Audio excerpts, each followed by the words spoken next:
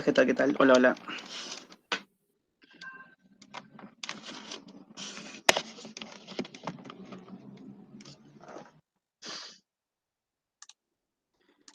Estoy dejando en el chat las claves de la semana anterior para que ustedes puedan corroborar con sus respuestas. Me dispongo a compartir pantalla. Un momento, por favor.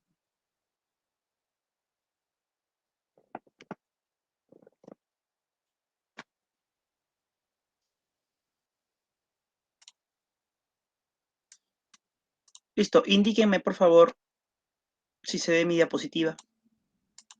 Sí, profe, sí se ve. Listo. Entonces, comencemos. El día de hoy iniciamos lógica. Vamos a ver unas cuestiones generales, propedéuticas de la lógica, y luego abordaremos lógica de proposiciones, ¿ok?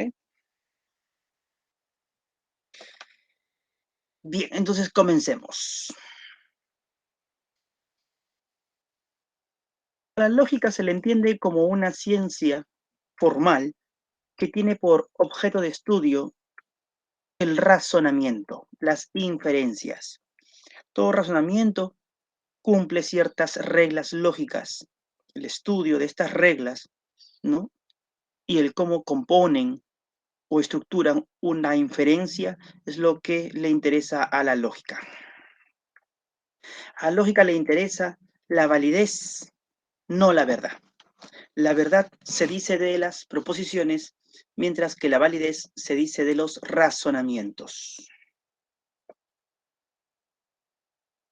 Hagamos una distinción entre lo que es el lenguaje natural y el lenguaje formal.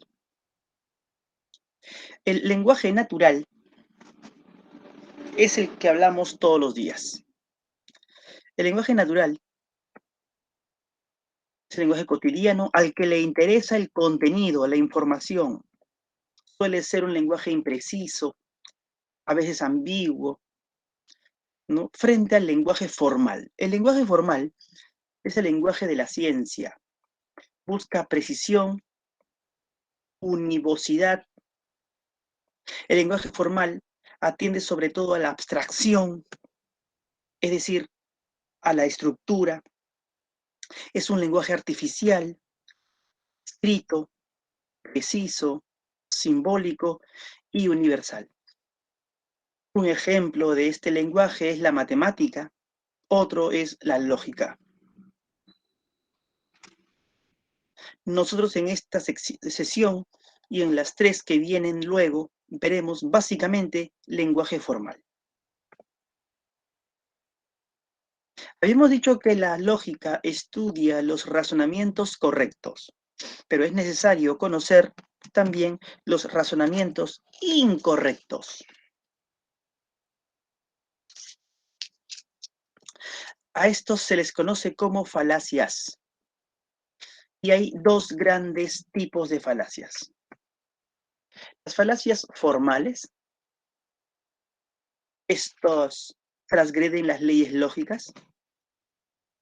Y por supuesto, para conocer estas falacias tenemos que conocer primero las leyes lógicas. Como el estudio de las leyes lógicas no nos toca ver el día de hoy, entonces tampoco veremos las falacias formales. El día de hoy veremos las falacias no formales. Estas son estructuras que parecen válidas si atendemos al contenido. Pero como ya les indiqué, a la lógica no le interesa el contenido, sino la forma o estructura.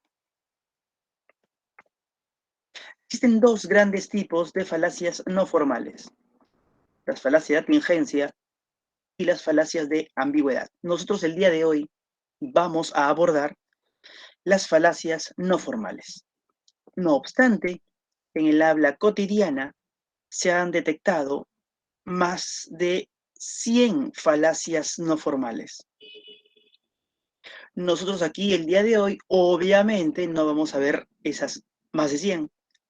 Veremos tan solo algunas, muy pocas, pero que nos permitirán tener una idea de lo que son las falacias no formales, sobre todo las falacias de atingencia. Estas no presentan una conexión lógica entre sus proposiciones, pero sí una conexión psicológica. Tenemos a la primera, muy común, a la que se le conoce como argumentum ad hominem. Esta falacia dice lo siguiente, ¿no? A dice B. Se cuestiona a A, luego se cuestiona B.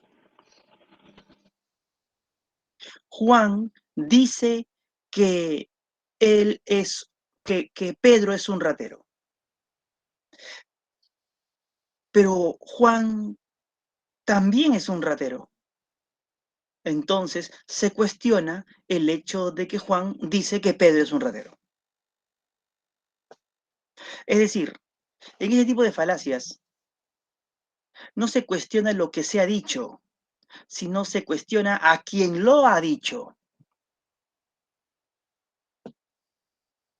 No se cuestiona el argumento, se cuestiona a quien argumentó. No se cuestiona las ideas, se cuestiona la persona que emitió esas ideas. Y eso es una falacia, porque lo que se debe cuestionar son las ideas. Lo que se debe cuestionar es el argumento, no a la persona que argumentó.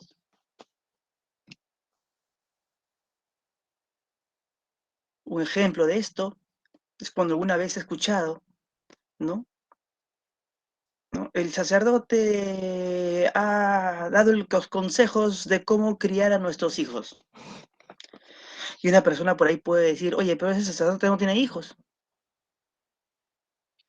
Por lo tanto, lo que recomienda para los hijos no le das caso, porque él no tiene hijos. Entonces, no se está cuestionando lo que ha dicho el sacerdote, se está cuestionando al sacerdote. Y eso es una falacia. Hace mucho tiempo, seguramente sus padres les habrán contado, cuando se descubrió la corrupción, ¿no?, en el gobierno de Fujimori y Montesinos fue capturado. Él, Montesinos, empezó a soltar muchos nombres de a quienes les había corrompido dándoles mucho dinero. Empresarios, políticos, periodistas. Entonces, los empresarios, políticos o periodistas, muchos de ellos salían a los medios de comunicación y para tratar de dar sus descargos. Y muchas de las maneras como se defendían era diciendo, oye, pero Montesinos es un traidor a la patria, es un criminal, un corrupto, ¿cómo le vas a creer a él? Entonces, estaban atacando a la persona. Efectivamente, Montesinos puede ser todo un corrupto, todo lo que quieras, pero eso no desacredita lo que estaba diciendo. Ese es el argumento ad hominem y es una falacia muy común, ¿eh? Suele usarse mucho. Estén atentos ustedes, ¿no? Ahora que hay tanta corruptela que se descubre, ¿no? Cómo se defienden muchos. Y cuando ustedes vean que esa persona se defiende atacando a quien lo está sindicando, esa es una falacia ad hominem, es un mal razonamiento. Lo que pasa es que pues, no, nuestros políticos ni periodistas conocen nada de esto, nada de lógica, entonces piensan que es un razonamiento correcto, pues, pero no, es una falacia. Argumentum ad baculum. A dice B. Si no se acepta B, ocurrirá X amenaza. Luego, por lo tanto, B es verdadero, ¿no? Se incurre en esta falacia cuando en vez de apoyarnos en razonamientos lógicos, nos apoyamos en alguna amenaza para pretender que lo que nosotros decimos es lo correcto, ¿no? Cuando nuestros padres alguna vez nos dijeron, si no haces la tarea, no sales al parque a jugar. Entonces, allí se estaba incurriendo en falacia ad baculum, ¿no? Porque esto suponía pues una amenaza, ¿no? Haz tu tarea, si no, no sales a jugar. Respeta la luz roja, si no, se te impondrá una multa, ¿no? Todas esas son falacias. ¿Se comprendió?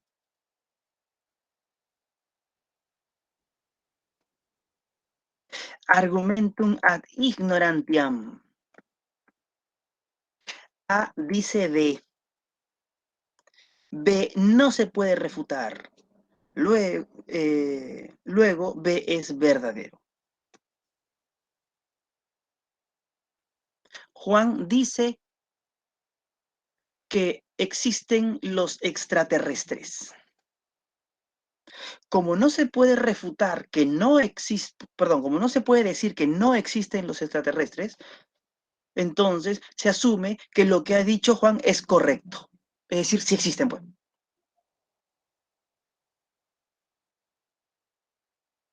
No sé si ustedes conocen o han escuchado hablar de la famosa Casa Matusita que queda en el centro de Lima.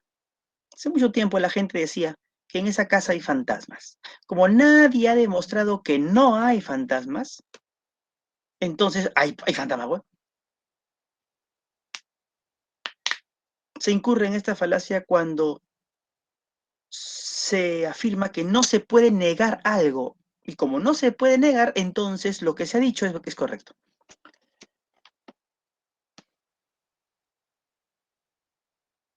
¿Se comprendió? Sí, profe. Y esta también es una falacia muy común, ¿ah? Muy común. Bueno, las falacias, como ustedes se podrán dar cuenta, ¿no? Si bien son argumentos inválidos, suelen muchas veces servir para los propósitos buscados, ¿no? Una mente atenta se va a dar cuenta de que son falacias, ¿no? Pero también se da cuenta de que pueden ser muy útiles. El ejemplo de si no respetas la luz roja se te impondrá una multa, se dan cuenta ustedes la utilidad de ello, ¿no? Porque si ustedes, imagínense pues que en el reglamento diga, tienes que respetar la luz roja porque es tu deber ciudadano. Lo más probable es que nadie la respete, pues. Entonces, ¿qué ponen en el reglamento? Se tiene que respetar la luz roja, si no habrá tal multa. Es falacia, pues, pero sirve, ¿no? Sirve. Bien, bien. Sigamos. Sigamos con las falacias de atingencia. Argumentum ad populum. A dice B. A es la mayoría de las personas. Luego, lo que dice la mayoría es lo verdadero, es lo correcto. Mayoría manda si gustas, ¿no? Creo que esta falacia es fácil de comprender. Luego tenemos el argumentum ad verecundiam. A dice B. A tiene renombre, luego B es verdadero. Un actor de cine sale a la televisión mostrándonos su linda sonrisa y sus dientes blancos hechos por computadora y nos dice que utilicemos esta pasta dental porque es muy buena. Entonces, mucha gente queda convencida de repente de que efectivamente la pasta dental es, verdad, es muy buena porque así lo ha dicho tal actor. Como esa persona tiene renombre, entonces lo que dice es lo correcto. Es una falacia y se le conoce como argumentum ad verecundiam. ¿Qué tiene que saber un actor de cine de dentríficos? Pues no sé, ¿no? Que salga un dentista reconocido a decir eso y es otra cosa, ¿no? Pero que salga cualquier otra persona ajena, ¿no? A la odontología, bueno, eso es, entonces hay una alta posibilidad de que sea falacia, pues, ¿no? Bien. Argumentum ad misericordia. A dice B. A merece piedad por X razones. Luego, lo que dice es lo correcto.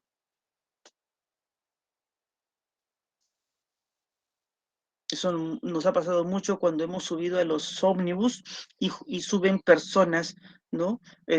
Muy modestas económicamente y nos cuentan su triste historia y luego de contarnos su triste historia, es decir, luego de querer suscitarnos compasión, pasan por nuestros lados a que le demos alguna propina o que le compremos alguna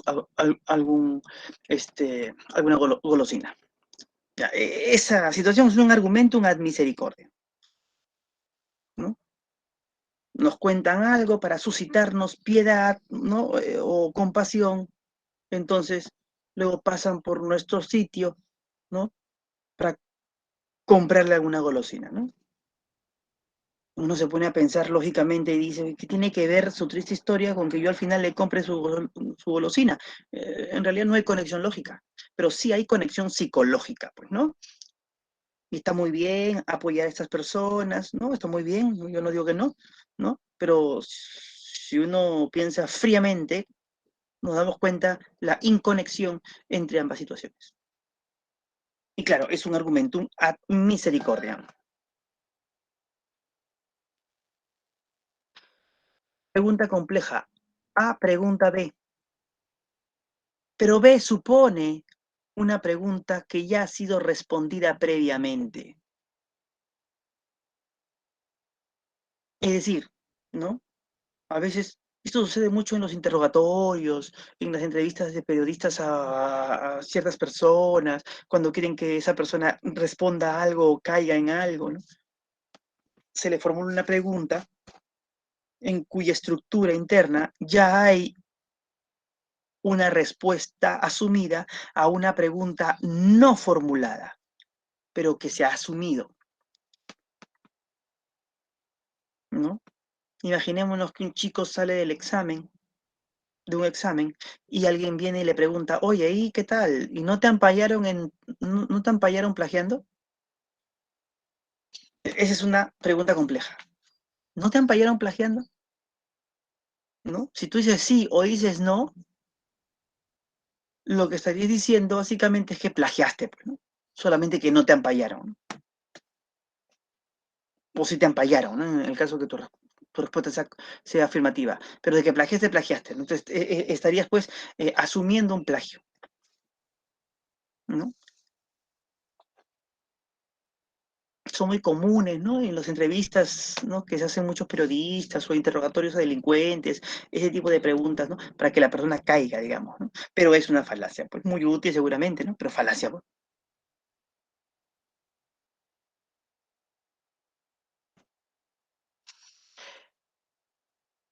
Bueno, hemos visto las falacias de atingencia, ahora veamos las falacias de ambigüedad. Equívoco. Se da cuando en un razonamiento dos o más términos repetidos tienen el mismo sentido. Perdón, tienen distinto sentido. Distinto sentido. Por ejemplo, voy a dar un ejemplo aquí.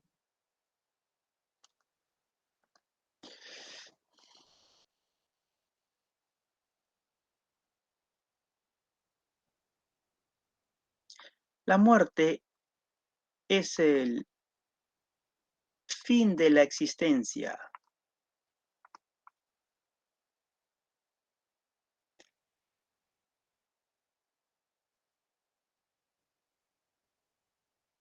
Esa persona es la muerte. Por lo tanto, esa persona es el fin de la existencia.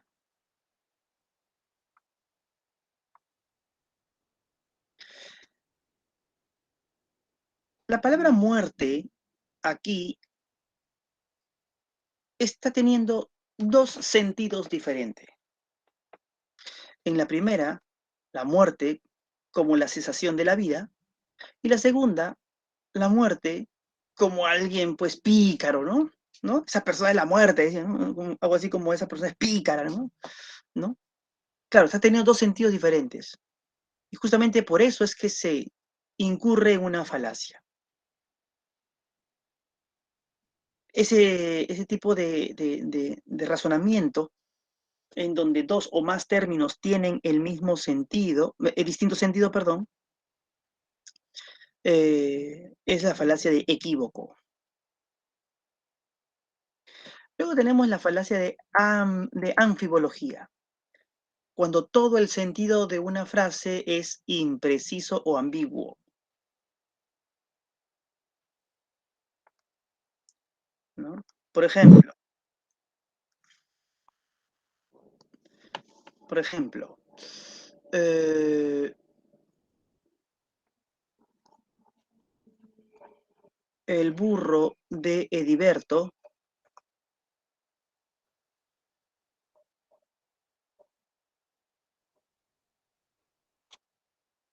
ya ha comido. El burro de Ediberto ya ha comido.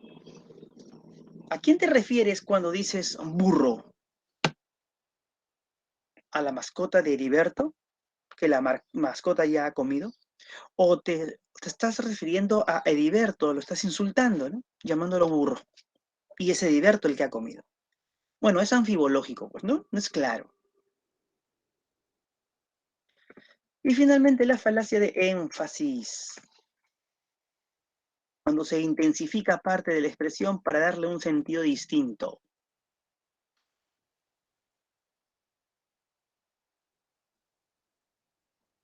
¿No? Por ejemplo, ¿no?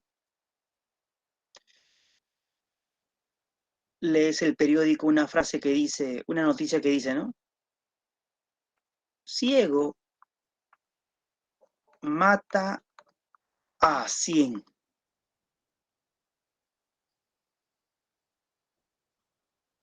En el periódico, pues, ¿no? En la primera plana, ¿no? Con letras grandes y negras, dice, ciego mata a 100. Compras, pues, el periódico, ¿no? Porque te parece interesante, ¿no? ¿Qué ha pasado? Y en la noticia dice al interior del periódico, ciego de ira, un campesino mata con su escopeta a 100 cuervos porque le destruyeron sus cosechas. Entonces, como te das cuenta, pues, al final la noticia no era tan impactante, ¿no? Pero como se intensificó parte de la noticia, entonces parecía, pues, darle un sentido distinto, ¿no?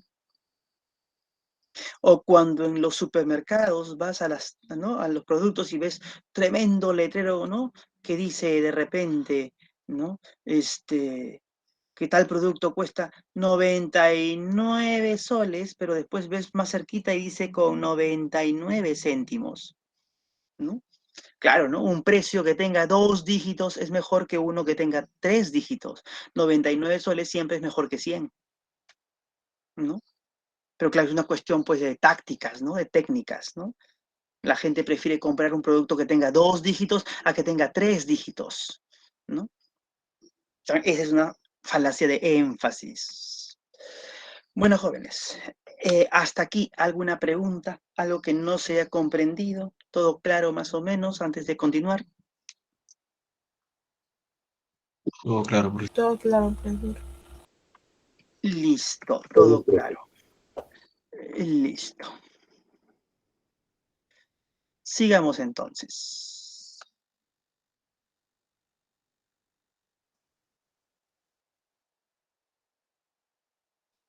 Veamos ahora la lógica proposicional.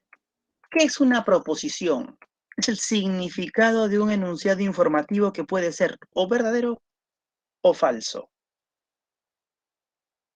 Cuando decimos el significado de un enunciado, no decimos que la proposición es sinónimo de enunciado, sino lo que significa el sentido que tiene un enunciado.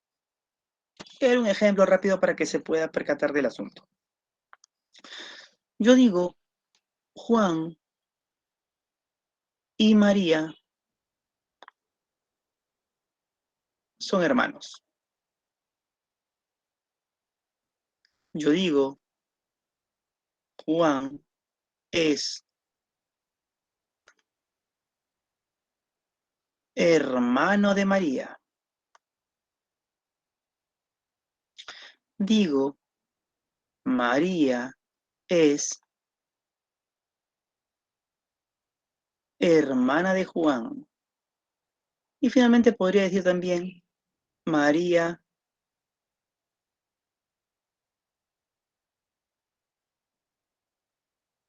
y Juan son hermanos. Como ustedes se podrán percatar, aquí hay 4 enunciados.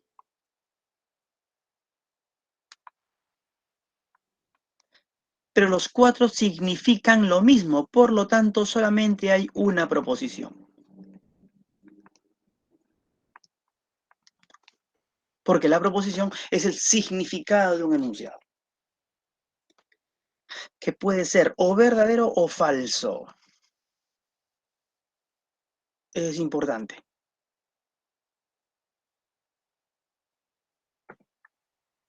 Clases de proposiciones. Existen las proposiciones atómicas o simples, que pueden ser predicativas y pueden ser relacionales. Existen las proposiciones moleculares o compuestas, que pueden ser conjuntivas, disyuntiva inclusiva, disyuntiva exclusiva, condicional, bicondicional y negativa.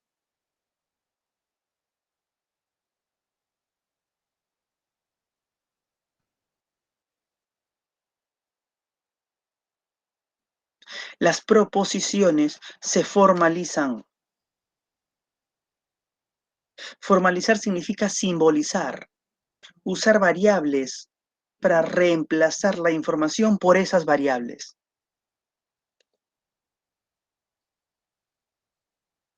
Y al momento de simbolizar, dependiendo del tipo de proposición que sea, estas usan ciertos símbolos de conexión. Cuando es una proposición conjuntiva, se usa este símbolo y se lee y.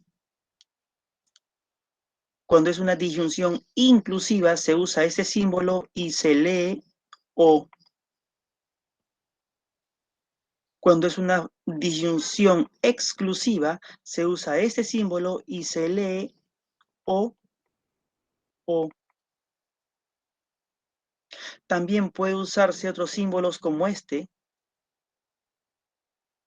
o también otros símbolos como este. No se preocupen, son diferentes símbolos. Cuando es una proposición condicional, se lee sí, entonces.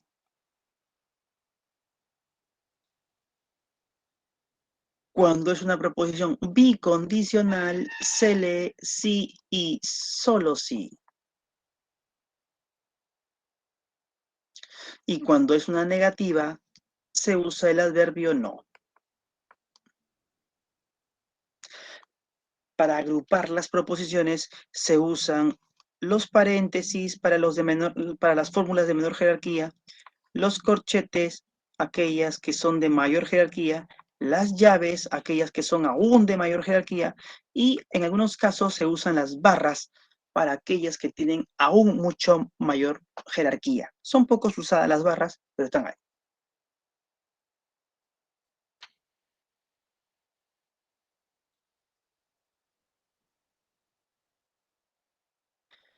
Veamos las proposiciones atómicas. Habíamos indicado que las proposiciones son de 2 grandes tipos, atómicas y moleculares. Veamos las atómicas, también llamadas simples. Proposiciones simples. Estas brindan una sola información y esa información tiene que ser afirmativa. Son las 2 condiciones para que una proposición sea atómica, que brinda una y solo una información y que esa información tenga que ser afirmativa. Por lo tanto, no posee conector gramatical, porque los conectores conectan informaciones, pero como la proposición atómica solo tiene una sola información, entonces no tiene nada que conectar.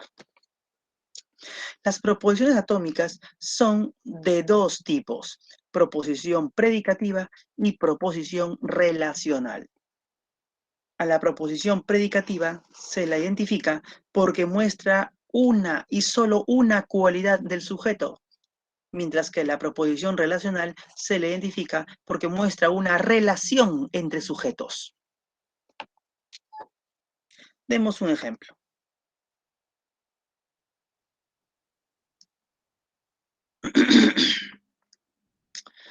La puerta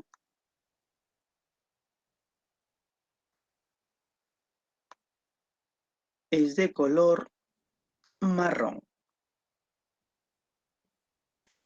Esta es una proposición atómica predicativa, porque se está mostrando la cualidad de un sujeto, la cualidad de marrón de la puerta en este caso.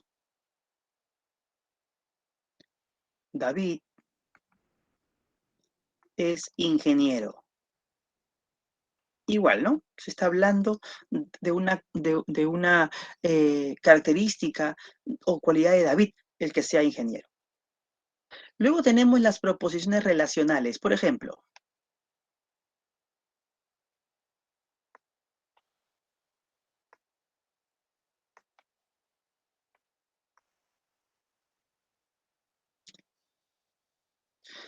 Perú y Chile son países vecinos, ¿no? Ahí se está manifestando una relación entre dos sujetos. Nosotros no podemos decir Perú es país vecino. ¿País vecino de quién? De Chile. Chile es país vecino. ¿País vecino de quién? De Perú. Entonces hay una relación. Entonces es una proposición atómica relacional. 7 es menor que 8. Lo mismo, ¿no? Aquí se muestra también una proposición relacional. Como es una proposición atómica y las atómicas se representan mediante una y solo una variable, entonces vamos a representarlas, ¿no? La puerta es de color marrón, la representamos, por ejemplo, con la variable P. David es ingeniero, como es otra información, le ponemos otra variable, Q. Perú y Chile son países vecinos, como es una sola información, pero es otra proposición, entonces le colocamos otra variable, R. 7 es menor que 8, le colocamos otra variable, S. ¿Mm?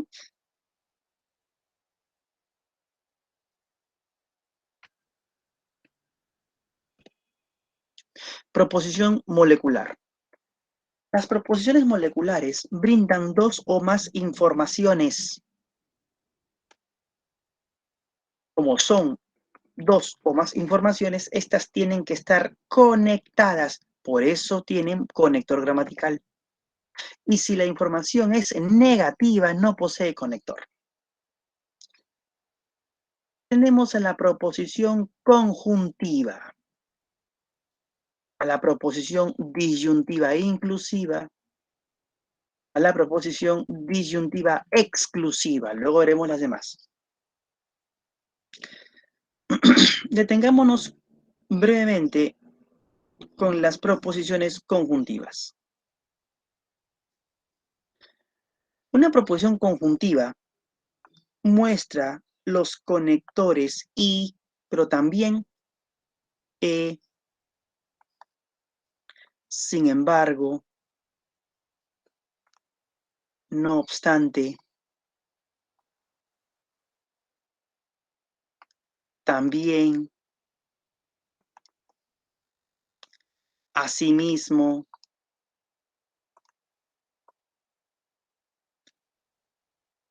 aunque, entre otros, ¿no? Entre otros. El lenguaje natural es muy rico en conceptos, así que pueden haber muchos otros conectores conjuntivos, ¿no? Aquí estoy colocando tan solo algunos. Por ejemplo, vamos a dar un ejemplo.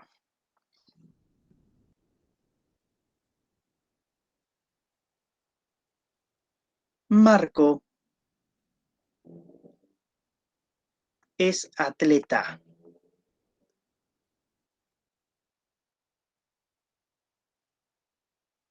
Aunque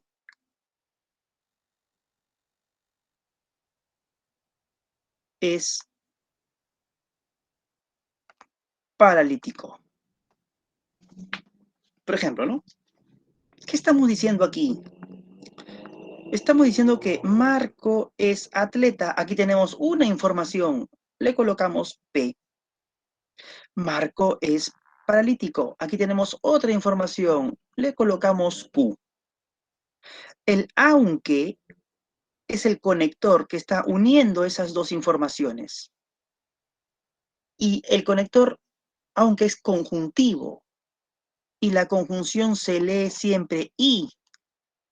Por lo tanto, lo que aquí estamos diciendo es Marco es atleta y es paralítico. Y la fórmula es PIQ. Esta es la estructura. PIQ.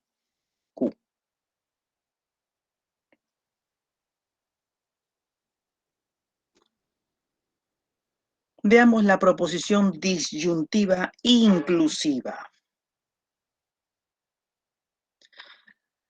El conector es O, pero también puede ser U.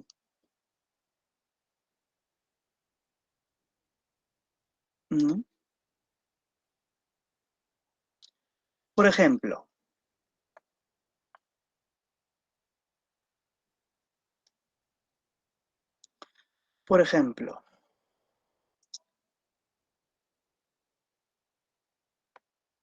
en la mesa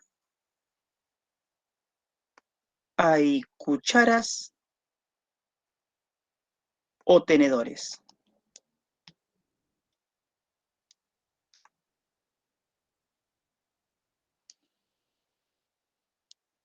A lo mejor vamos a escribirlo bien, ¿ya? Acá. En la mesa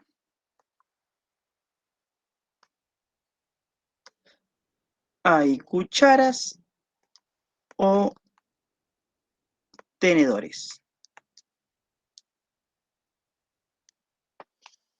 En la mesa hay cucharas. Aquí tenemos una información.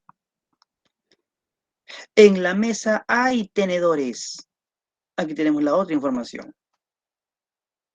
El O es el conector, pero es un conector disyuntivo inclusivo. ¿Por qué le llaman inclusiva? Inclusivo o débil también le dicen. Porque la verdad de una información podría admitir la verdad de la otra.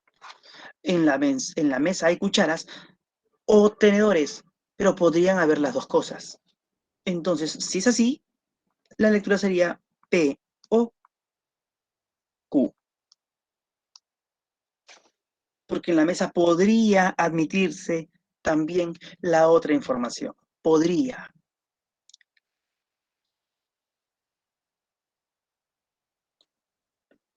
Proposición disyuntiva exclusiva. O. Aunque también suele haber otros conectores como bien, bien, sea. El de sea suele usarse poco, pero ahí está. Por ejemplo,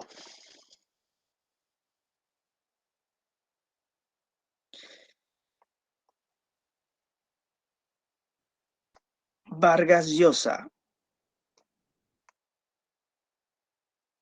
o nació en Lima o en Arequipa.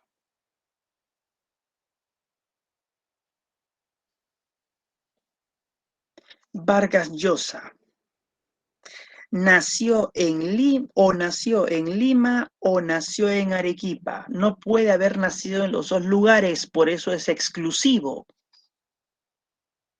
La verdad de una excluye a la otra. Varios Vargas Llosa nació en Lima, perdón, o nació en Lima o nació en Arequipa. El conector es OO. Entonces la formulación es OP o Q. Pero como les había indicado, también puede escribirse de esta manera, ¿no? OP o Q.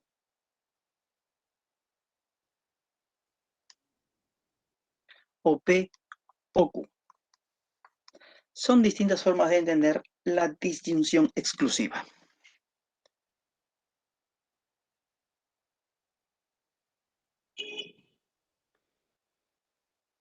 Proposición condicional, proposición bicondicional, proposición negativa. Veamos la proposición condicional. Sí, entonces. Pero también pueden aparecer otros conectores, como, por lo tanto,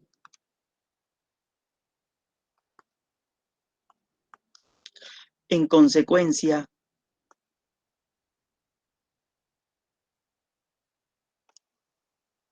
por ende, así, entre otros. Por ejemplo, ¿no? Si estudiaste, entonces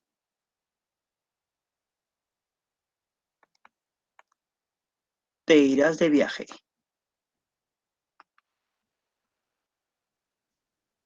¿no? Tú estudiaste, una proposición, tú te irás de viaje, otra proposición. El sí, entonces, está funcionando como el conector condicional, en donde P está funcionando como antecedente y Q está funcionando como consecuente. Si se da P, entonces se da Q. Esta es la estructura. Si se da que estudiaste, entonces se da que te irás de viaje. Existen, no obstante, los denominados condicionales inversos.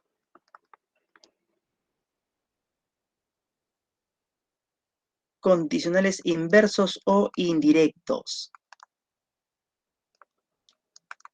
Estos son, por ejemplo, porque,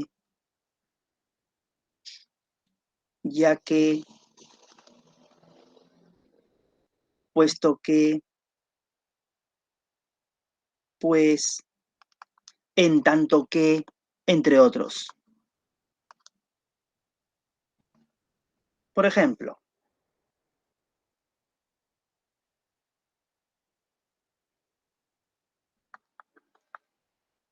te irás de viaje porque estudiaste. Te irás de viaje porque estudiaste. El conector es porque, lo que indica que la proposición tú estudiaste es el antecedente y la proposición te irás de viaje es el consecuente. Y como el antecedente siempre tiene que estar antes y el consecuente siempre tiene que estar después, entonces esta proposición se escribe de esta manera. Si P, entonces Q. Que como te das cuenta, es la misma forma de escritura de la anterior. Porque en el fondo se está diciendo lo mismo.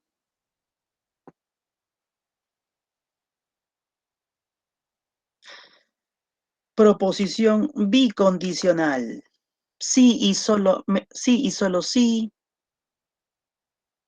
cuándo y solo cuándo, dónde y solo dónde, solamente cuándo, solamente dónde, entre otros. Por ejemplo,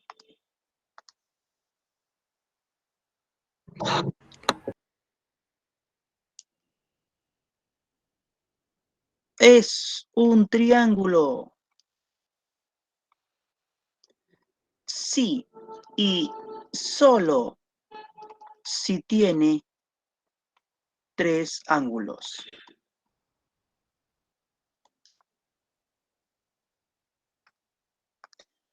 Es un triángulo P. Esa figura tiene 3 ángulos Q. El sí y solo sí es el conector bicondicional. Por lo tanto, P. Sí y solo sí, Q.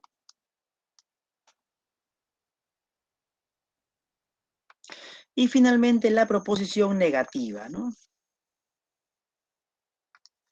No, ni, es falso que, jamás, nunca, entre otros. No son conectores, son adverbios de negación. Por ejemplo, la puerta no está abierta. Es una sola información, pero se encuentra negada. Entonces es no P. Es falso que la puerta esté abierta. Jamás la puerta estuvo abierta. ¿No? No P. Bien, jóvenes, entonces recuerden estas formalizaciones porque las vamos a ver el día miércoles al usarlas con los ejercicios. ¿Ok? Aquí nos detenemos, ¿no? Entonces, cuídense. Chau, chau. Muchas gracias, profe. Hasta luego. No, Chao, profesor, cuídese. Chao, nos vemos, nos vemos. Cuídese, profesor. Cuídense, Hasta luego. cuídense. Chao, chao. Hasta luego. Gracias, profe. Hasta luego, hasta luego. La grabo. La grabación.